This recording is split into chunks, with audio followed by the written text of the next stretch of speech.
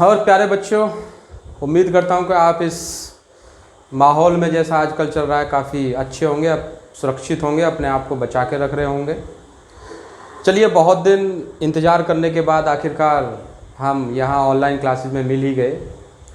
तो online classes के लिए हम लोग स्टार्ट करेंगे एनसीईआरटी का हमारा चैप्टर 6 जो है, जिसका नाम है लाइफ प्रोसेसेस, जिसको बोलते हैं जैव प्रकरण। देखिए, साइंस को पढ़ने से पहले आपको, किसी भी चैप्टर को पढ़ने से पहले उसका एक इंट्रोडक्शन आपको पता होना चाहिए। इंट्रोडक्शन का मतलब है जिस चैप्टर को आप पढ़ना जा रहे हैं तो उस चैप्टर का मीनिंग आपको पता होना चाहिए।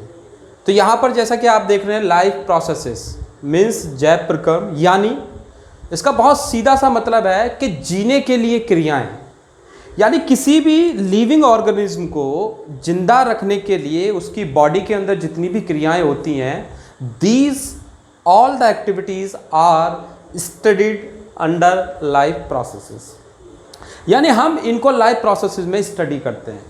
अब यहाँ पर क्वेश्चन ये आता है जी, हम भी जिंदे हैं, आप भी जिंदे हैं। अगर हम प्लांट एनिमल्स की बात करें तो प्लांट और एनिमल्स के अंदर, अगर आप अपना भी एग्जांपल ले सकते हैं भाई, हम मान लीजिए हम ही हैं या आप लोग हैं, तो आपके अंदर कौन कौन सी क्रियाएं होती हैं स्पेशली। 1 मिनट, केवल 1 सेकंड सोचने की बात है, बाकी का आप बिल्कुल क्लियर हो जाएगा पूरा चैप्टर, कोई दिक्कत नहीं है। देखिए, यहाँ पर हम लोग जैसा एग्जांपल लेते हैं भाई, हम लोग खाना खाते हैं। खाना खाते हैं मतलब न्यूट्रिशन, पोषण। दूसरी इंपॉर्टेंट बात, जब खाना हम लोग खा लेते हैं तो वो खाना हमारा जनरली कहाँ जाता है, हमारे स्टोमक में। तो उसका क्या होता है, डाइजेशन होता है, जिसको हम बोलते हैं पाचन। ये भी हमारी बॉडी के अंदर होता है। दूसरी इंपॉर्टेंट बात ये है कि हम जीने के लिए सांस भी लेते हैं, और ये जो सांस है जनरली हम लोग कवर करते हैं किसमें, रेस्पिरेशन में। केवल सांस नहीं, जो हम लोग सांस लेते हैं तो सांस लेने के द्वारा जो ऑक्सीजन हम लोग ग्रहण करते हैं तो वो हमारी बॉडी में जाती है, और बॉडी में जाने के बाद वो ऑक्सीजन क्या काम करती है, कैसे कैसे हमारी बॉडी के लिए फ़ायदेमंद होती है, ये सब हम स्टडी करते हैं किसमें, रेस्पिरेशन में। आप कह सकते हैं हम सांस भी लेते हैं। उसके बाद सर्कुलेशन, सर्कुलेशन यानी परिवहन। इसमें आप लोग ये समझ सकते हैं एक बहुत सिंपल सा एग्जांपल कि अगर हम ब्लड की बात करें, जो ब्लड है, जो रक्त है हमारी बॉडी में, वो पूरी बॉडी में ट्रैवल करता रहता है।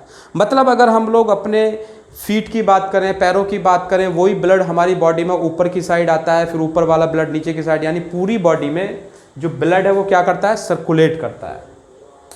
एक और इम्पोर्टेंट यहाँ पर पॉइंट आता है, जो हमारी बॉडी में जो क्रिया होती है वो होती है सीक्रेशन की, यानी श्राव।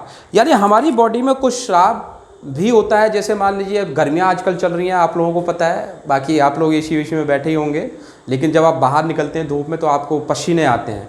तो पसीने का आना ये क्या है, श्राव है, वो हमारी बॉडी से सीक्रेट होता है।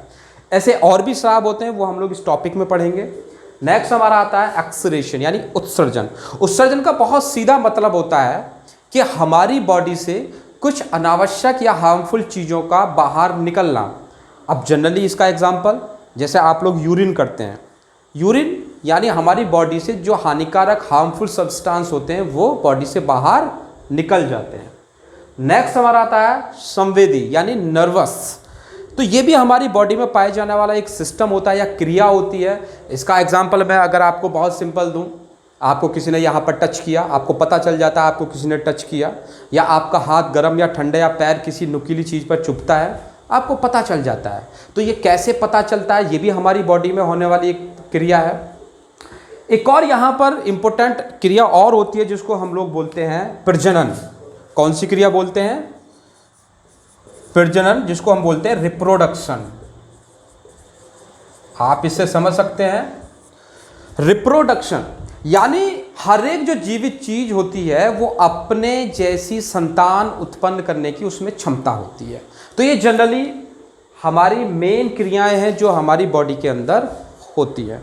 तो ये तो कोई ऐसी बात नहीं है, बहुत डिफिकल्ट चीज़ है कि आपको नहीं पता, सबको पता है। आपको पता है आपकी बॉडी में ही क्रियाएं हो रही हैं तो आपको पता है कि भाई हम खाना भी खाते हैं, हम लोग उस खाने का पाचन भी करते हैं, हम लोग सांस भी लेते हैं, हमारे अंदर खून का स्राव वो भी होता है, सर्कुलेट होती है, परिवहन होता है, सीक्रेशन होता है, उत्सर्जन होता है। और कोई चीज़ अगर आपकी पैर के नीचे आ जाए, नुकीली चीज़, या जनरली आपका हाथ गर्म ठंडे में पड़ जाए तो ये भी आपको पता चल जाता है। तो ये होता है संवेदी यानी नर्वस सिस्टम में। तो ये सब चीज़ें आपको पता है, तो साइंस में बिल्कुल भी परेशान होने की ज़रूरत नहीं है। 1 बाय 1 करके हम सभी चीज़ों को बहुत अच्छे से समझ लेंगे, कोई परेशानी कहीं तक नहीं आएगी। और साइंस का मतलब ही क्या है, जैसा मैंने बताया, साइंस का मतलब है चीज़ों को समझना, इसके अलावा कुछ नहीं है। बाकी मैं यहाँ पर स्टार्ट करता हूँ। हमारा पहला पॉइंट क्या है, पोषण, जिसको हम बोलते हैं न्यूट्रिशन। देखिए यहाँ पर आप बात समझिए, पोषण, पोषण का मतलब क्या होता है। आप कहते हैं कि भाई हमारा खाना अगर अच्छा होगा तो हमारा पोषण अच्छा होगा, हमारी हेल्थ अच्छी होगी। कहने का मतलब ये है कि पोषण का मतलब है कैसे कैसे जो जीवित चीज़ें हैं, जीवित चीज़ों का मतलब यहाँ पर आप समझ लीजिए, जीवित चीज़ का मतलब है पौधे और जंतु दोनों ही। तो यहाँ पर पोषण का मतलब होता है भोजन को ग्रहण करना, या आप कह सकते हैं the method to take food, कि कोई भी जो जीवित चीज़ है, चाहे वो प्लांट हो चाहे वो एनिमल हो, वो अपना खाना कैसे ग्रहण करता है या उसको अपना खाना कैसे मिलता है। तो पोषण का मतलब होता है सीधा भोजन क्या करना, ग्रहण करना। ग्रहण करने का मतलब या ग्रहण करने का तरीका आप बोल सकते हैं, भोजन ग्रहण करने का तरीका। बहुत सिंपल सी बात है, भोजन ग्रहण करने का तरीका। चलिए यहाँ पर जनरली जो जीवित चीज़ें हैं उनमें 2 तरीके होते हैं। पहला तरीका होता है ऑटोट्रॉप्स, दूसरा तरीका होता है हेट्रोट्रॉप्स। ऑटोट्रॉप्स को बोलते हैं आत्मपोषी, हेट्रोट्रॉप्स को बोलते हैं विषमपोषी। देखिए नाम से बहुत क्लियर है। ऑटो का मतलब होता है खुद, ऑटो का क्या मतलब होता है, खुद, यानी आत्म, आत्म का मतलब होता है खुद, यानी ये ऐसे जीव जंतु होते हैं या पेड़ पौधे होते हैं जो अपना खाना खुद बनाते हैं। अपना खाना क्या करते हैं, खुद बनाते हैं। यानी यहाँ पर हम लिख सकते हैं बहुत सिंपल सी बात हमें, कि जो खाना है वो क्या करते हैं, खुद बनाते हैं।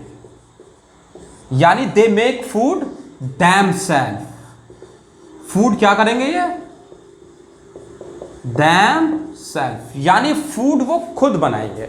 और जितने भी लिविंग चीज़ हैं, प्लांट हो या जंतु हो, आपको पता है, मान लीजिए हम जंतु की कैटेगरी में आते तो हम अपना खाना तो खुद नहीं बनाते, हम खाने के लिए किसके ऊपर डिपेंड है, किसी दूसरी चीज़ों के ऊपर डिपेंड है। वहीं अगर हम आत्मपोषी की बात करें, पौधों की बात करें, पौधे कौन से, ग्रीन पौधे, ग्रीन प्लांट, हरे पौधे जो होते हैं वो अपना खाना खुद बनाते हैं। तो आत्मपोषी का सबसे बड़ा उदाहरण है वो क्या है, हरे पौधे। ये आपको पता होना चाहिए।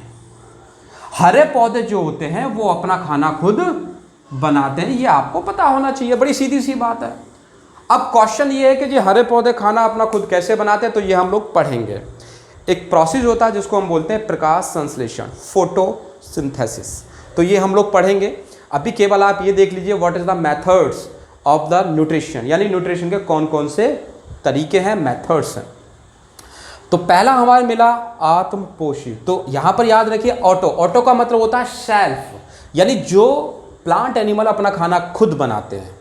तो इस एग्जाम्पल क्या है, हरे पौधे। दूसरा हमारा आता है हेट्रोट्रॉप्स। हेट्रोट्रॉप्स का मतलब होता है जो अपना खाना खुद नहीं बनाते और वो खाने के लिए किसी दूसरे के ऊपर क्या होते हैं, डिपेंड होते हैं। क्या होते हैं, डिपेंड, यानी निर्भर होते हैं। बड़ी सिंपल सी बात, यानी अपना खाना खुद नहीं बना सकते, ये किसी खाने के लिए किसी दूसरी चीज पर निर्भर होते हैं। निर्भर या तो पौधे पर होंगे या फिर जंतुओं पर निर्भर होंगे, बड़ी सीधी सी बात है। तो इस कैटेगरी में आने वाले सबसे पहला है सैप्रोफाइट्स। सैप्रोफाइट हिंदी में बोलते हैं मृतोपोषी।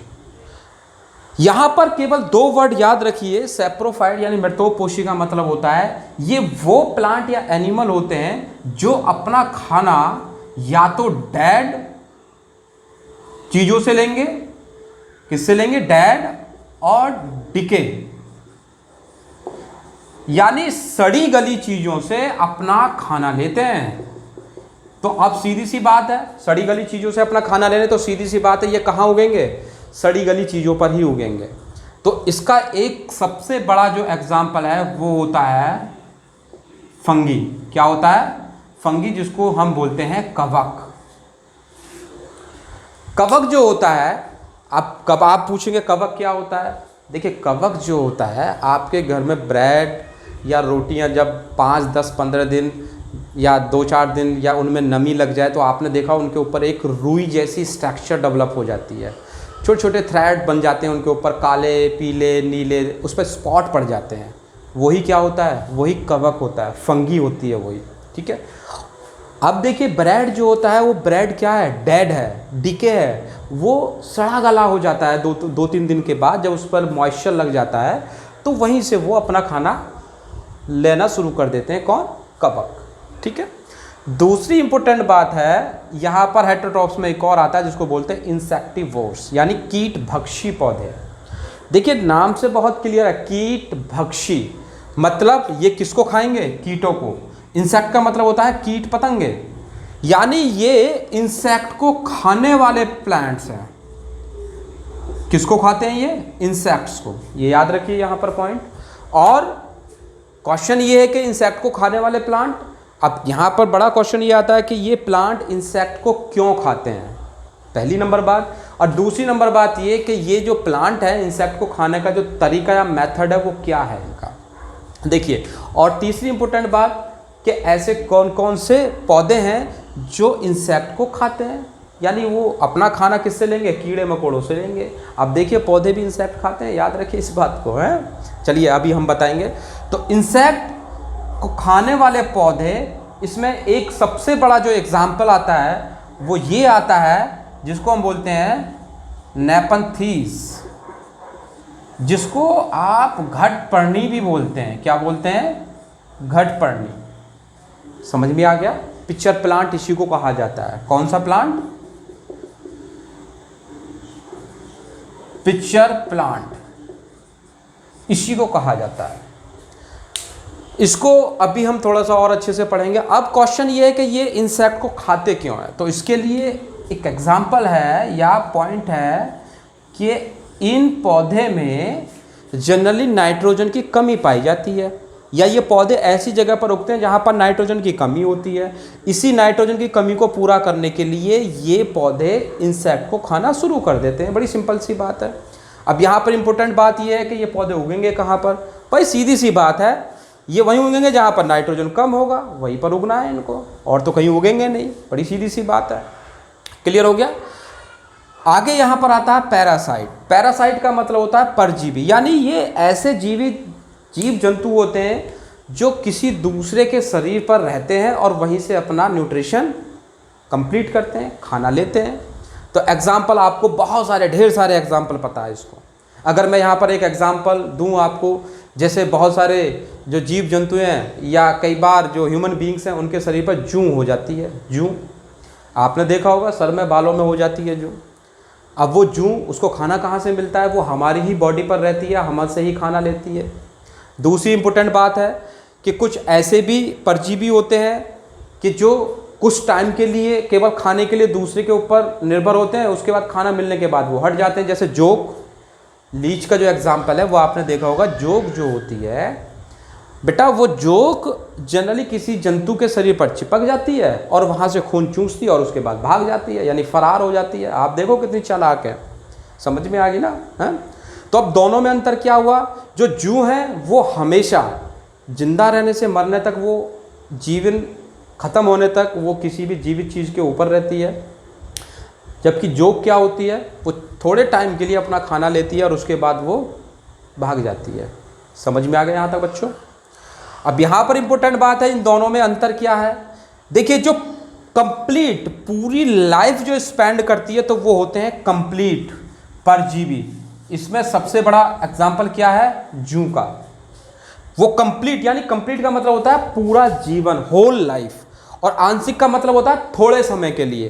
तो इसमें सबसे बड़ा एग्जाम्पल है जोक, लीच। तो कुछ एग्जाम्पल आप भी खोज सकते हैं। एक बेल होती है, आपने देखोगे, जिसको हम बोलते हैं अमर बेल। एक येलो कलर की बेल होती है, प्लांट के ऊपर अगर आप उसको तोड़ के डाल दो, पीले पीले कलर की होती है। अक्सर आपने गाँव के एरिया में देखा होगा, जो बबूल या जो कटीली झाड़ियाँ होती है उनके ऊपर वो बड़ी तेज़ी से साथ पीली पीली बेल होती है, पूरे प्लांट को घेर लेती है। उसमें ना तो जड़ होती है ना पत्तियाँ होती हैं। आप तो उसको खाना कहाँ से मिलता है तो वो जिंदी ना, अगर ग्रोथ कर रही तो जिंदी है। तो सीधी सी बात है, वो खाना जनरली उस प्लांट से ही लेती है जिस प्लांट के ऊपर वो रहती है। क्लियर हो गया। और आपने देखा होगा वो पूरा जीवन उस प्लांट पर ही गुजार देती है। क्लियर हो गया। तो इसमें जनरली एग्जाम्पल आपका जो होता है वो एक किसका होता है, अब पूरा जीवन गुजार रही है तो क्या होगी, कंप्लीट होगी या फिर पार्शियल होगी, यानी पूर्ण होगी या आंशिक होगी। पूरा जीवन बिता रही है तो पूर्ण होगी। तो एक एग्जाम्पल यहाँ पर है अमर बेल। कौन सी है, अमर बेल। इसको जनरली कुस्कुटा बोलते हैं। क्या बोलते हैं, कुस्कुटा। कई बार ये कुस्कुटा के नाम से आ जाती है, तो आपको पता होना चाहिए कुस्कुटा क्या है। वो पीले कलर की जो बेल होती है प्लांट्स के ऊपर, वही अमर बेल होती है। क्लियर हो गया बच्चों यहाँ तक। तो यहाँ पर जो न्यूट्रिशन में आपसे पूछा जाता है, सीबीएसई में आपसे क्वेश्चन पूछा जाता है define nutrition and how many types of the nutrition. कई बार ये आपको 3 नंबर में क्वेश्चन मिलता है, कई बार 2-2 नंबर में करके आपको मिलता है। शॉर्ट नोट्स, इंसेक्टिवोर्स, सैप्रोफाइट्स, हेटेरोट्रॉप्स और ऑटोट्रॉप्स, किसी पर भी आपको शॉर्ट नोट्स मिल सकता है। यहाँ तक आप लोगों को समझ में आ गया होगा, ठीक है। अब इस पूरे टॉपिक में न्यूट्रिशन में आपको एक छोटी सी चीज़ और मुझे समझानी है। यहाँ पर ध्यान दीजिए, यहाँ पर जो दो कोई भी जीव जंतु या दो जो जीवित चीज़ें हैं, यहाँ पर मृतोपोषी, एक जिंदा है और एक मरा हुआ है। याद रखिए, एक डेड होता है, एक लिविंग होता है, लेकिन दोनों केस में दोनों क्या होते हैं, लिविंग होते हैं। क्लियर हो गया। तो ये एक पॉइंट याद रखिए। अब यहाँ पर थोड़ा सा मैं आपको बताऊंगा कि घटपर्णी यानी पिचर प्लांट जो होता है वो अपने शिकार को कैसे जकड़ता है? कैसे वो अपने किसको, छोटे छोटे कीड़े मकोड़ों को अपने ट्रैप में फंसा लेता है। इसके और भी एग्जाम्पल है यहाँ पर, केवल नेपंथीज, घटपर्णी या पिचर प्लांट नहीं, वाटर ब्लेडर भी होता है, विनस फ्लाई ट्रैप भी होता है। कई तरीके के ये ऐसे प्लांट्स हैं जो केवल और केवल कीट पतंगे यानी इंसेक्ट्स को खाते हैं। ये बहुत इंपॉर्टेंट क्वेश्चन है, कई बार आपसे सीबीएसई में 1 नंबर में पूछा गया कि इंसेक्टिवोर्स जो प्लांट्स हैं वो कहाँ पर ग्रो करते हैं। ये कहाँ ग्रो करते हैं, जहाँ पर नाइट्रोजन की क्या होती है, नाइट्रोजन की क्या होती है बच्चों, कमी। ये याद रखिए हमेशा, ठीक है। तो यहाँ पर सीबीएसई का क्वेश्चन बनता है 3 नंबर में कई बार, और कई नंबर बार 2 नंबर में, जो आपको पैरासाइट पूछ लेगा। What is the parasites, how many types of the parasites, तो 2 टाइप्स के होते हैं। आपको हेटेरोट्रॉप्स पे शॉर्ट नोट्स पूछ लेता है, आपको ऑटोट्रॉप्स पे शॉर्ट नोट पूछ लेता है। तो ये आपको थोड़ी सी चीज़ें पता होनी चाहिए। क्लियर हो गया, सब कुछ समझने वाला है, नाम से क्लियर है, यहाँ तक आपको समझ में आ गया होगा। अब मैं आपको समझाता हूँ जो पिचर प्लांट या जो इंसेक्टिवोर्स प्लांट्स होते हैं वो कैसे कीट भक्षी होते हैं और कैसे वो कीट पतंगों को जकड़ लेते हैं, कैसे उनसे अपना खाना लेते हैं। ठीक है, यहाँ तक का आपको समझ में आ गया होगा। चलिए अभी हम लोग देखते हैं इसी में, अब हम लोग क्या देखेंगे, हम लोग देखेंगे क्या देखेंगे, पिचर प्लांट। क्या देखेंगे, पिचर प्लांट। देखिए घटपर्णी नाम से क्लियर है, घट का मतलब होता है घड़े जैसा, सुराही के जैसा। तो ये प्लांट जनरली इसी तरीके का होता है, एक इस तरीके की घड़े टाइप संरचना होती है जो कि एक प्लांट पर लगी रहती है। ये यहाँ पर इस पर लगी रहती है। अब ये जनरली देखिए नीचे घड़े की टाइप की संरचना है, इसके ऊपर ये एक माउथ होता है और इसके ऊपर एक ये क्या होता है, इसका लिड होता है, ढक्कन होता है। अब देखिए इसकी चालाकी, देखिए कितनी चालाक होते हैं ये। यहाँ पर कुछ कुछ चीज़ें लगी रहती हैं जो जनरली क्या होता है, शुगर और प्लस प्रोटीन का एक मिक्सचर होता है। क्या होता है, शुगर और प्रोटीन का एक मिक्सचर होता है यहाँ पर। अब आपको पता है कीट पतंगे जो होते हैं, जो छोटे छोटे कीड़े मकोड़े होते हैं, वो मीठी चीज़ की तरफ जल्दी से भागते हैं। तो बस कीट पतंगे फटाफट यहाँ से उड़ करके आए, ये उड़ करके आए, यहाँ बैठे, और फटाक से जैसे यहाँ बैठते हैं तो ये ढक्कन क्या हो जाता है, बंद हो जाता है। जैसे ही ये ढक्कन बंद होता है तो ये कीट पतंगा नीचे की साइड आकर के, और यहाँ पर इसके डाइजेस्टिव एंजाइम होते हैं। कौन से एंजाइम होते हैं, डाइजेस्टिव एंजाइम्स। कौन से एंजाइम्स होते हैं बच्चों, डाइजेस्टिव एंजाइम्स होते हैं। थोड़ा ऊपर लिख देता हूँ इसको मैं ताकि आपको समझ में आ जाए कौन से एंजाइम होते हैं, डाइजेस्टिव एंजाइम्स, डाइजेस्टिव एंजाइम्स होते हैं। बस इनको खाना मिल गया, ढक्कन बंद हो गया, कीड़ा मकोड़ा यहाँ आ गया, इंसेक्ट जो है वो यहाँ पर डाइजेस्ट कर ले जाता है और न्यूट्रिशन प्लांट में चले जाते हैं। ये इसकी बड़ी सीधी सी एक प्रक्रिया होती है।